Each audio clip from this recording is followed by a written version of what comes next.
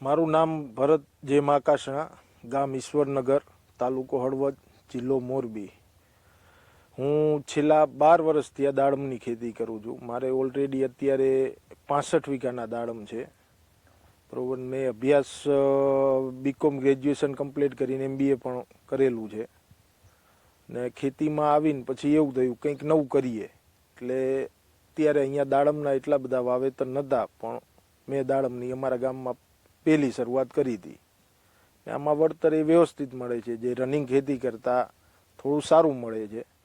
ને દાડમ વર્ષે એક વખત, ને આમ જોઈએ તો 2 વર્ષમાં 3 વખત લઈ શકીએ, પણ જનરલ માણસો બધા વર્ષે એક વખત લેતા હોય છે. બરાબર. આમાં વધારે હવામાન ઉપર વધારે ડિપેન્ડ રહે છે. હવામાન જો સારું રહે તો સારો પાક આવે છે. અત્યારે અહીંયા માર્કેટ વ્યવસ્થિત થઈ ગયા છે, એટલે ભાવમાં બહુ વાંધો નથી આવતો. ગયા વર્ષમાં મારું વેચાણ હતું 65 થી 70 લાખનું, ને તેમાં ખર્ચો જોઈએ તો દવાનો છે, જે નીચે છાણિયું ખાતર ને એ ભરીએ, એ બધો ખર્ચો 25 થી 30 લાખનો ખર્ચો થાય છે. એટલે દાડમમાં જોકે વળતર સારું મળે છે. સૌરાષ્ટ્રમાં જોઈએ તો હળવદ તાલુકામાં દાડમનું વાવેતર છેલ્લા 2 થી 3 વર્ષમાં પુષ્કળ થયું છે. પેલા કચ્છમાંય સારું એવું વાવેતર હતું, પણ અત્યારે હળવદના ખેડૂતો દાડમ તરફ ઘણા બધા આવી ગયા છે. છેલ્લા 3 વર્ષમાં વાવેતર બહુ સારા થયા. ને અહીંયા વેચાણ માટે માર્કેટ 4 થી 5 માર્કેટ બની ગઈ છે. એટલે ને ઘણા ખરા બગીચે બેઠા જ સોદા કરતા હોય છે. ને આનું જોઈએ તો આઉટ કન્ટ્રીમાં પણ ઘણી વખત માલ જતો હોય, જેમ કે બાંગ્લાદેશમાં અત્યારે ડિમાન્ડ દાડમની ઘણી છે. દુબઈમાં પણ એક્સપોર્ટ થાય છે, પણ એ અમે ડાયરેક્ટ નથી કરતા, અમે વેપારીને આપીએ છીએ, અને વેપારી પછી ત્યાં એક્સપોર્ટ કરતા હોય છે. ને નર્મદાનું પાણી આવતા સારું છે. મારું ગામ ઈશ્વરનગર, પ્રફુલભાઈ ધનજીભાઈ લક્ષ્મણભાઈ રાજપરા. મેં દાડમની ખેતી કરી છે.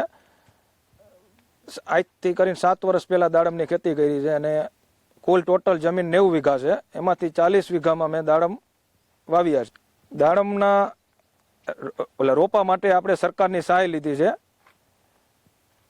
જે 2-3 હપ્તે જે સહાય આવી એ આપણે લીધી છે. અને પછી 12 મહિના અંતર ખેતી કરીને પછી સ્પેશિયલ દાડમની જ ખેતી કરેલ છે. અને બીજી સરકારની સહાયમાં આપણે એક મિની ટ્રેક્ટર લીધું છે, અને એક આપણે સ્પ્રે પંપ લીધો છે. એ બંનેમાં સરકારની સહાય લીધી છે. અને અત્યારે અમારે દાડમમાં 12 મહિને 70 થી 80 લાખનું ઉત્પાદન 40 વીઘામાં આવે છે. દાડમ વાવ્યું એ અમને કૃષિમાંથી જ ભલામણ કરી હતી, અને એક મોટી ટૂર મુંબઈની અમને આપી હતી કે તમે કંઈક નવું વાવેતર કરો. એટલા માટે અમે કંઈક બાગાયતમાં સારું ઉત્પાદન લેવા માટે અમે દાડમની ખેતી કરી.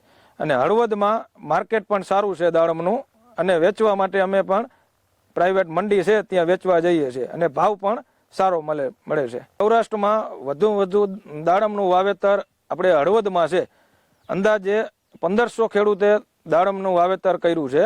અને અમારા હળવદનું દાડમ એક્સપોર્ટ પણ અહીંથી ડાયરેક્ટ પણ થાય છે. ક્વોલિટી સારી હોવાથી હળવદનું દાડમ બધે પણ વખણાય છે, અને પૂરતા રેટ પણ મળે છે. અને ભવિષ્યમાં પણ હજી આજથી વધારે દાડમ વાવવાનું અમારું પ્લાનિંગ છે. મારું નામ બ્રિજેશ પી જેઠલોજા છે. હું મદદનીશ બાગાયત નિયામક મોરબી તરીકે ફરજ બજાવું છું. અને મોરબી જિલ્લામાં ખાસ કરીને દાડમ પાકની વાત કરીએ તો અંદાજિત 4500 હેક્ટર જેવું વાવેતર મોરબી જિલ્લામાં થયેલ છે. અને પર્ટિક્યુલર જો આપણે હળવદ તાલુકાની વાત કરીએ તો એમાં અંદાજિત 3800 હેક્ટર જેટલું દાડમ પાકનું વાવેતર થયેલ છે. અને ચાલુ વર્ષે બાગાયત ખાતા તરફથી 600 હેક્ટર જેવી મોટા વિસ્તારમાં બાગાયતી ખેડૂતોને દાડમ પાકમાં સહાય આપેલ છે. દાડમ પાકને આપણે જોવા જઈએ કે કેવી જમીન માફક આવે છે, તો દાડમ પાકને ગોરાળું અને મધ્યમ કાપવાળી જમીન માફક આવે છે, અને સૂકા જેવું વાતાવરણ એને માફક આવે છે. ત્યારબાદ બાગાયત ખાતા તરફથી ખેડૂતોને દાડમ પાકમાં 1 લાખ યુનિટ કોસ્ટની સામે 40,000 રૂપિયા જેવી સહાય આપવામાં આવે છે. અને જે ખેડૂતોને 3 હપ્તામાં ચૂકવવામાં આવે છે. પહેલા વર્ષે 60%, બીજા વર્ષે 20% અને ત્રીજા વર્ષે 20% જેવી સહાય ચૂકવવામાં આવે છે. હવે દાડમ પાક રિલેટેડ જે બાગાયત ખાતા તરફથી ચાલતી યોજનાઓ છે તેમાં આપણે વાત કરીએ તો મુખ્યત્વે બાગાયત યાંત્રિકરણ એટલે કે ટ્રેક્ટરમાં સહાય આપવામાં આવે છે. ત્યારબાદ દાડમ પાકમાં જે દવાનો છંટકાવ કરવામાં આવે છે તેના માટે ટ્રેક્ટર માઉન્ટેડ સ્પ્રેયરમાં સહાય આપવામાં આવે છે. ત્યારબાદ ક્રોપનું ઉત્પાદન થયા બાદ તેના પેકિંગ માટે પેકિંગ મટીરિયલમાં પણ સહાય આપવામાં આવે છે અને દાડમના ક્રોપ કવરમાં પણ સહાય આપવામાં આવે છે. ક્રોપ કવર અને ફ્રૂટ કવરમાં પણ સહાય આપવામાં આવે છે જેથી કરીને દાડમ પાકને જીવાત અને સૂર્યના તાપથી બચાવવા માટે સહાય આપવામાં આવે છે. દાડમ પાકનું ગુજરાત રાજ્યમાં કચ્છ અને બનાસકાંઠા જિલ્લા પછી ત્રીજું સ્થાન ધરાવે છે. આપણે હળવદ તાલુકામાં જોવા જઈએ તો મુખ્યત્વે રણમલપુર, ઈસનપુર, તણાદ, ચરાડવા, ચીકિયારી, જૂના દેવળિયા, નવા દેવળિયા વગેરે જેવા ગામોમાં દાડમ પાકનું માતબર વાવેતર કરેલ છે. અને ત્યારબાદ વેચાણ વ્યવસ્થા જોવા જઈએ તો ખેડૂતોના ખેતર પરથી જ મોટા સિટીના જે વેપારીઓ છે તે ખેડૂતના ખેતરે આવે છે અને ત્યાં જ સોર્ટિંગ ગ્રેડિંગ કરી અને વર્ગ મુજબ એને ડિવાઈડ કરી અને પેકિંગ કરી તેમનું એક્સપોર્ટ કરવામાં આવે છે.